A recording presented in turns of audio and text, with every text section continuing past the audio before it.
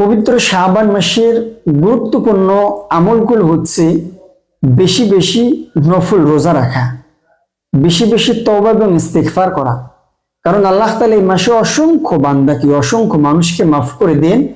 আল্লাহ তাআলাকে এটা বলা যেন আল্লাহ তাআলা যে মানুষগুলোকে মাফ করবেন, যে মানুষগুলোকে মাফ করে দিবেন, ক্ষমা করে দিবেন, তাদের নামের মধ্যে যেন আমি গুনাহগারের নামটাও থাকে। পবিত্র শাবান মাসের গুরুত্বপূর্ণ আমল হচ্ছে রমাদানের প্রস্তুতি গ্রহণ করা, কারণ এটা হচ্ছে রমাদানের পূর্ববর্তী মাস। পবিত্র শাবান মাসের গুরুত্বপূর্ণ আমল হচ্ছে আল্লাহ তাআলার কাছে বেশি বেশি দোয়া করা, যেন আল্লাহ তাআলা আমাকে রমাদান মাস পর্যন্ত হায়াতকে বৃদ্ধি করে দেন এবং সুস্থতার জিন্দেগি দান করেন। রমাদান মাসে যেন আমি আল্লাহ তাআলার কাছে খুব বেশি দোয়া করতে পারি। সো শাবান মাসের গুরুত্বপূর্ণ আমল হচ্ছে নফল রোজা রাখা, বেশি বেশি দোয়া করা, দোয়া এবং ইস্তিগফার করা, রমাদানের প্রস্তুতি গ্রহণ করা, বিশ্বনবী সাল্লাল্লাহু আলাইহি ওয়াসাল্লামের উপরে দরুদ পাঠ করা।